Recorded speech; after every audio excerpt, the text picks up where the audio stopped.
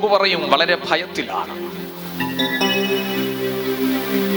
കാരണം ഏശാവിൽ നിന്ന് മരണഭയത്താലാണ് ഞാൻ അവിടുന്ന് ഒളിച്ചോടി വന്നത്. അപ്പന്റെ അനുഗ്രഹം വാങ്ങി കബളിപ്പിച്ച് ജ്യേഷ്ഠാവകാശവും വാങ്ങിച്ച് പഥൻ അരാമിലേക്ക് ഞാൻ യാത്ര ചെയ്യുകയാണ്. പക്ഷേ രാത്രിയുടെ മറവിൽ സൂര്യൻ അസ്തമിച്ച സമയത്ത് ഇനി മുൻപോട്ട് യാത്ര അസൗകര്യമാണെന്ന് മനസ്സിലാക്കിയ ഞാൻ അല്പം വിശ്രമിക്കുവാനായിട്ട് കിടന്നു. അവിടെ കണ്ട ഒരു കല്ലെടുത്ത് തലയണയായി വെച്ച് ഞാൻ കിടന്നുറങ്ങുകയായിരുന്നു. എനിക്ക് വളരെ ഭയമുണ്ടായിരുന്നു. എന്റെ കൂടെ ആരുമില്ലായിരുന്നു. പക്ഷേ എനിക്ക് ധൈര്യം വരാൻ, ഞാൻ തനിച്ചല്ലെന്നു മനസ്സിലാക്കാൻ, ഒന്നുകൂടെ വ്യക്തമായി പറഞ്ഞാൽ എന്റെ ഏകാന്തതയെ മാറ്റാൻ അന്നു രാത്രി ഒരു ഗോവണി ഞാൻ കണ്ടു.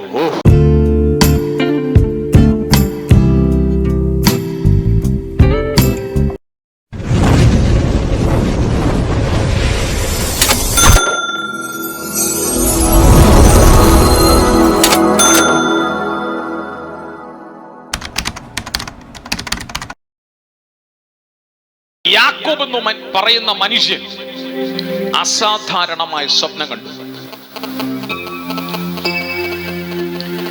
എത്ര പേർ പ്രാർത്ഥിക്കുന്നവരാണ്? പ്രാർത്ഥിക്കുന്ന ഒരു ദൈവ പൈതൽ കാണുന്നത് അസാധാരണമായ സ്വപ്നമാണ്. ദൈവത്തിന് എന്തോ നിന്നോട് സംസാരിക്കാനായിട്ട്, ദൈവത്തിന് എന്തോ നിന്നോട് അറിയിക്കാനായിട്ട്, ദൈവത്തിന് എന്തോ നിന്നോട് ഇടപെടാനായിട്ട് അവൻ സ്വപ്നത്തിൽ നിന്നോട് സംസാരിക്കും. ഞാൻ കർത്താവിന് സ്തോത്രം ചെയ്യുന്ന കരങ്ങളെ ഉയർത്തി യേശുവിന് നന്ദി പറഞ്ഞാൽ സ്വർഗത്തോളം എത്തുന്ന ഒരു ഗോവണി യാക്കോബ് കണ്ടു. ദൈവത്തിന്റെ ദൂതന്മാർ കയറുകയും ഇറങ്ങുകയും ചെയ്യുന്നു. അതിന്റെ മുകളിൽ യഹോവയായ ദൈവം ഇരുന്നു ഈ യാക്കോബിനോട് അരുളി ചെയ്യുന്നു. സ്തോത്രം. എങ്ങനെയാണ്? എല്ലാരും പറയണം കേട്ടോ. എങ്ങനെയാണ്? സാധാരണക്കാരൻ എന്ന് പറഞ്ഞ ഞാൻ സാധാരണക്കാരൻ. ഞാന് സാധാരണക്കാരനായിരിക്കുന്നവൻ ഏകാന്തതയിൽ കിടക്കുമ്പോൾ ഭൂമിയിൽ നിന്ന് സ്വർഗത്തിലേക്കൊരു ഗോവണി. ഒന്നുകൂടെ പറഞ്ഞാൽ ദൈവത്തിന്റെ ദൂതന്മാർ കയറുകയും ഇറങ്ങുകയും ചെയ്യുന്ന പ്രത്യുത ദൈവം ഈ ഗോവണിയുടെ മുകളിൽ ഇരുന്ന് സംസാരിക്കുന്ന പ്രത്യേക ദൈവത്തിന്റെ സാന്നിധ്യം സാധാരണക്കാരനായിരിക്കുന്ന ഈ യാക്കോബ് എന്ന് പറയുന്ന പച്ച മനുഷ്യനിലേക്ക് പകരപ്പെടുന്ന ഒരു നല്ല നിമിഷം. സാധാരണക്കാരനായിരിക്കുന്നവനിലേക്ക് ഇതാ സ്വർഗത്തിലെ ദൈവത്തിന്റെ സാന്നിധ്യം ഇറങ്ങി വരികയാണ്. അവൻ സംസാരിക്കാൻ തുടങ്ങി. എത്ര പേർക്ക് ഉറപ്പുണ്ട്? എത്ര പേർക്ക് ഉറപ്പുണ്ട്?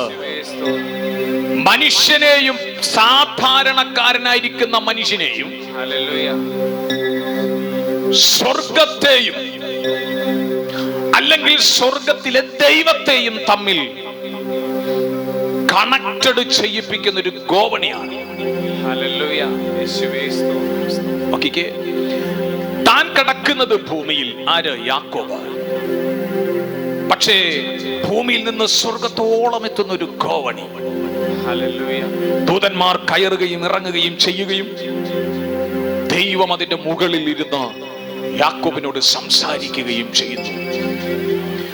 ഭൂമിയെയും സ്വർഗത്തെയും കണക്റ്റഡ് ആക്കിയ ഗോവണി,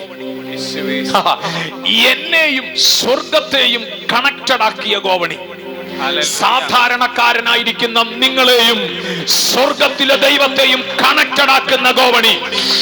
ഇത് മറ്റാരുമല്ല, നസറേയനായ യേശുവാണ്. സ്വർഗത്തിൽ നിന്ന് ഇറങ്ങി വന്ന മനുഷ്യനായി അവതരിച്ച് മരിച്ചു മൂന്നാം നാൾ ഉയർത്തെഴുന്നേറ്റ് അവൻ സ്വർഗത്തിലേക്ക് കരേറിപ്പോയി. ഇന്ന് തന്നിൽ ആശ്രയിക്കുന്ന ജനത്തിന് വേണ്ടി പക്ഷപാതം ചെയ്യുന്ന ആ നസറേയനായ യേശുവാണ്. അവൻ ഈ ഗോവണിയെ പോലെ ഇന്ന് മനുഷ്യനെയും ദൈവത്തെയും തമ്മിൽ ബന്ധിപ്പിക്കുന്ന ഒരു വലിയ മധ്യസ്ഥൻ. സ്തോത്രം. ഇന്ന് പകൽ യാക്കോബിലേക്ക് നമ്മുടെ ചിന്തകളെ കൊണ്ടുവന്നാൽ യാക്കോബിനോട് ചോദിക്കാം, യാക്കോബേ, നിന്റെ മാനസിക അവസ്ഥ എങ്ങനെയാണ്? യാക്കോബ് പറയും, വളരെ ഭയത്തിലാണ്. കാരണം ഏശാവിൽ നിന്ന് മരണഭയത്താലാണ് ഞാൻ അവിടുന്ന് ഒളിച്ചോടി വന്നത്. അപ്പന്റെ അനുഗ്രഹം വാങ്ങി കബളിപ്പിച്ച് ജ്യേഷ്ഠാവകാശവും വാങ്ങിച്ച് പഥൻ അരാമിലേക്ക് ഞാൻ യാത്ര ചെയ്യുകയാണ്. പക്ഷേ രാത്രിയുടെ മറവിൽ സൂര്യൻ അസ്തമിച്ച സമയത്ത് ഇനി മുൻപോട്ട് യാത്ര അസൗകര്യമാണെന്ന് മനസ്സിലാക്കിയ ഞാൻ അല്പം വിശ്രമിക്കുവാനായിട്ട് കിടന്നു.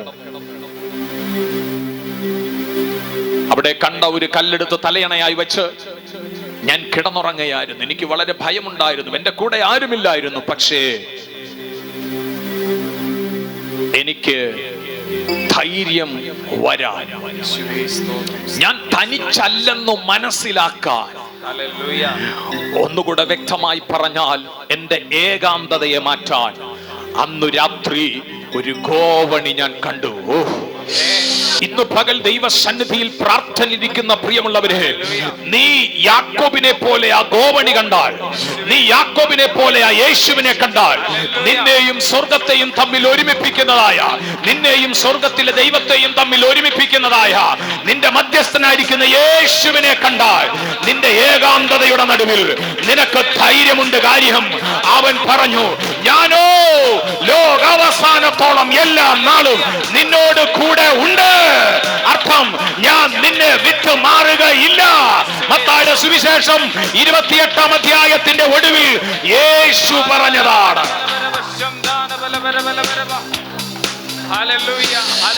ഈ പകൽ എത്ര പേർക്ക് പറയാൻ പറ്റും, യാക്കോബ് കണ്ട ഗോവണി ദൈവ സാന്നിധ്യത്തെ പ്രകടമാക്കുന്ന നിലകളിൽ, ദൈവ സാന്നിധ്യം അനുഭവിക്കത്തക്ക നിലകളിൽ യാക്കോബിന് അതൊരു അനുഗ്രഹമായതുപോലെ നമ്മുടെ ജീവിതത്തിൽ യേശു നമുക്കൊരു